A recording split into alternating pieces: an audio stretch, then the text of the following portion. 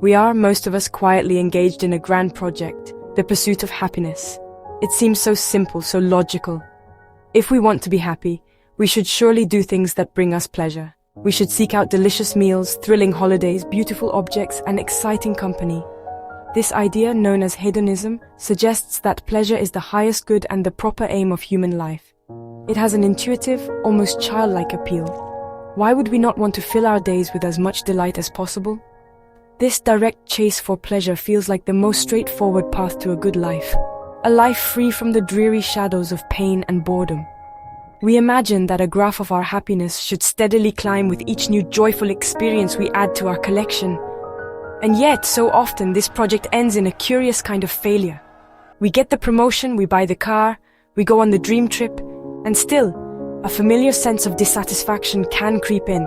The pleasure we anticipated, the one we pinned all our hopes on, feels strangely fleeting, or worse, hollow. This is the heart of a profound and gentle puzzle known as the paradox of hedonism.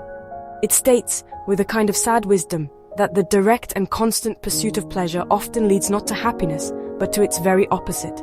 It's a quiet tragedy of modern life. The more desperately we hunt for joy, the more skillfully it seems to elude our grasp, leaving us feeling exhausted and perhaps a little foolish for trying so hard. This paradox matters deeply because it shapes so much of our lives, our economies, and our cultures. Advertising constantly whispers to us that happiness is just one purchase away. Social media presents a curated gallery of blissful moments, urging us to keep up. We are encouraged to think of happiness as a commodity to be acquired, an item to be ticked off a list. But this relentless focus on direct pleasure-seeking can make us fragile. When a pleasurable experience fails to deliver the promised emotional payoff, we might feel there is something wrong with us. We might conclude we simply aren't trying hard enough, and so we redouble our efforts, chasing the next high with even more vigor, without ever stopping to question the map we are using. The great error is to confuse pleasure with happiness. Pleasure is a momentary sensation, a spark that lights up the nervous system and then fades. It is the taste of chocolate, the warmth of the sun, the thrill of a fast car. Happiness, on the other hand, is something more like a settled state of being, a background sense of contentment and meaning. It is a quieter, more stable, and far more resilient quality. The paradox of hedonism doesn't suggest that pleasure is bad. It simply and kindly reminds us that it is not the main ingredient of a fulfilling life. By chasing the spark, we risk missing the gentle, enduring glow that we truly seek. The idea of seeking pleasure is not, of course, a new one. It has deep and distinguished roots in the history of philosophy. In ancient Greece, a philosopher named Aristippus of Cyrene proposed a simple and bold vision for life. He argued that the goal of life was to maximize the sum of one's pleasures. For him, the most intense, immediate, and physical pleasures were the best. He saw no reason to delay gratification or to worry about the future. Life was short, and the only rational response was to fill it with as much sensory delight as possible. This unvarnished hedonism is beautifully simple. Yet it is a philosophy that most of us, upon reflection, would find difficult and ultimately exhausting to live by. It was another Greek philosopher, Epicurus, who offered a more subtle and enduring version of hedonism. He, too, believed that pleasure was the goal of life. But his definition of pleasure was radically different from that of Aristippus.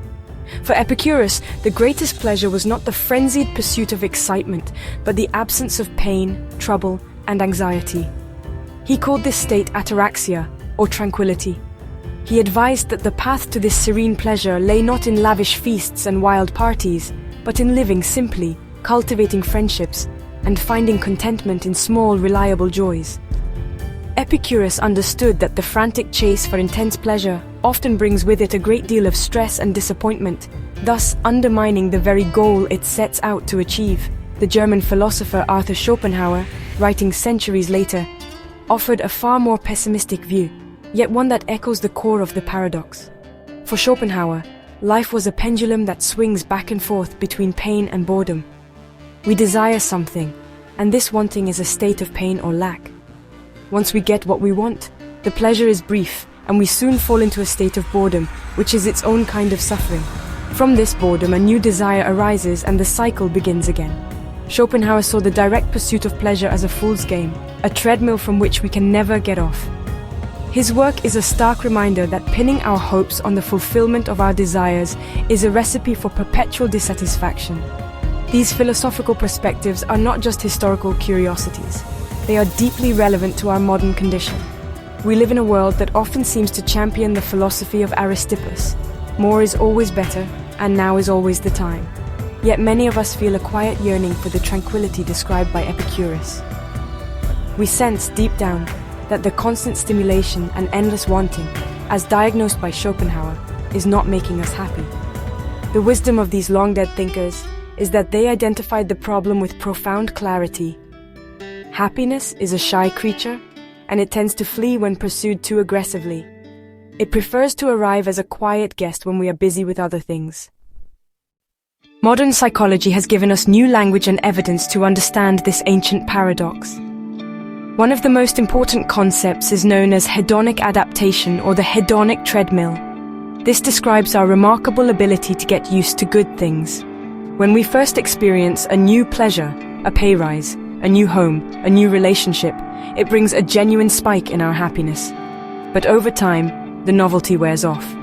The pay rise becomes our new baseline salary, the spacious house becomes just home, and the initial thrill of a new romance settles into the comfortable rhythm of daily life. The pleasure fades, not because the thing itself has changed, but because our minds have adapted to it. This process of adaptation means that if our strategy for happiness relies on a constant supply of new pleasures, we are setting ourselves up for a difficult and expensive race. We need ever greater doses of stimulation to achieve the same level of satisfaction. This is the psychological engine that drives consumerism and addiction. The first designer handbag feels special. The 10th feels like a necessity. The first drink of the evening brings relaxation. Later, several drinks are needed just to feel normal. We are running faster and faster on the treadmill, but our overall level of happiness remains stubbornly in the same place. We are trapped by our own brain's brilliant but frustrating efficiency at normalizing the good. Furthermore, psychology shows us that our motivation is crucial. When we do something purely for the pleasure it brings, extrinsic motivation, we often enjoy it less than when we do it for its own sake, which is intrinsic motivation. Think of reading a book. If you read purely to tick it off a list or to appear well-read, the act can feel like a chore.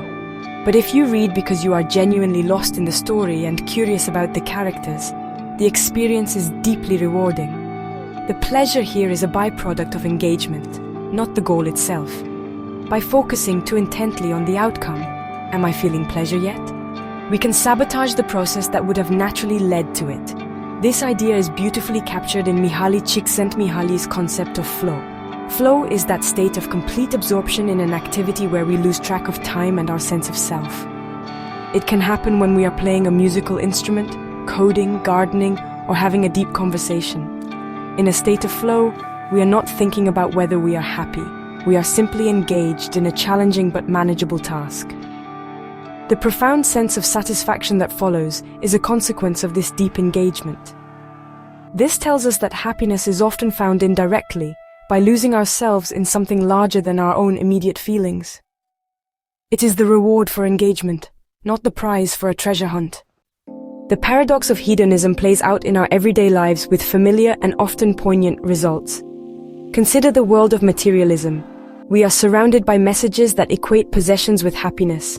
The new phone promises connection, the luxury car promises freedom, the fashionable clothes promise admiration. We may work long, stressful hours to afford these things, believing they are the key to a better life. Yet, once we have them, the joy is often surprisingly short-lived. The shiny car gets a scratch, a newer phone model is released, and the clothes go out of style. The happiness we outsource to these objects proves to be unreliable, leaving us with the same anxieties we started with, plus perhaps a bit of debt. This paradox is also, painfully evident in our relationships. Someone who enters the dating world with the sole aim of finding pleasure and validation may find connection perpetually out of reach. They might chase the thrill of new flirtations or focus only on what a partner can do for them. In doing so, they fail to build the foundations of a real relationship: trust, empathy, and shared vulnerability. True connection and the deep, abiding happiness it brings arises not from seeking pleasure from another person, but from the messy, beautiful work of caring for them and allowing them to care for you.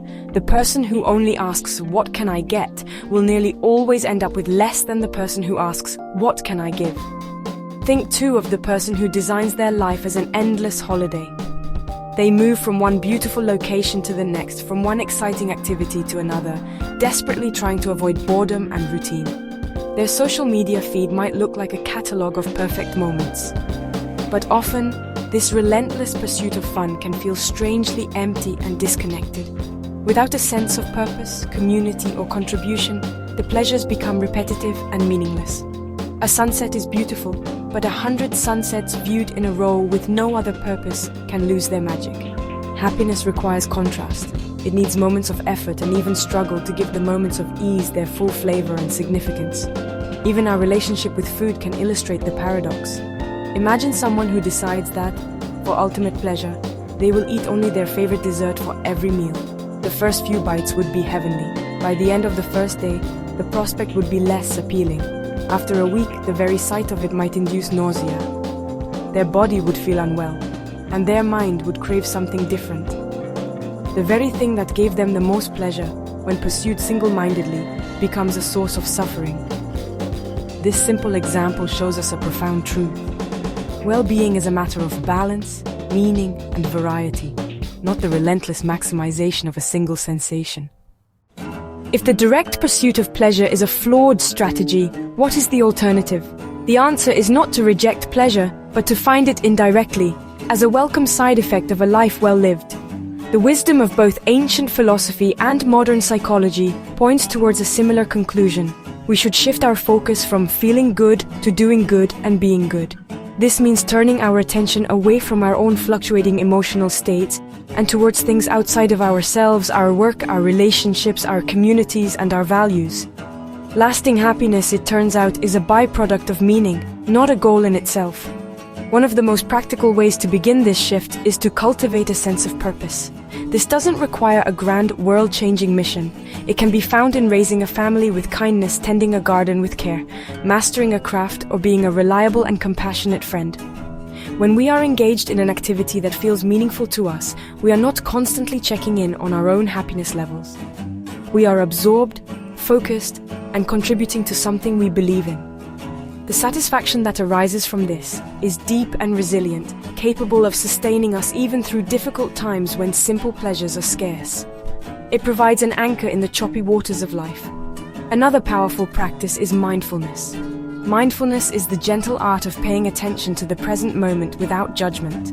It does not chase away negative feelings or desperately cling to positive ones. Instead, it allows us to simply observe our experiences as they are. This practice can break the cycle of craving and aversion that Schopenhauer described.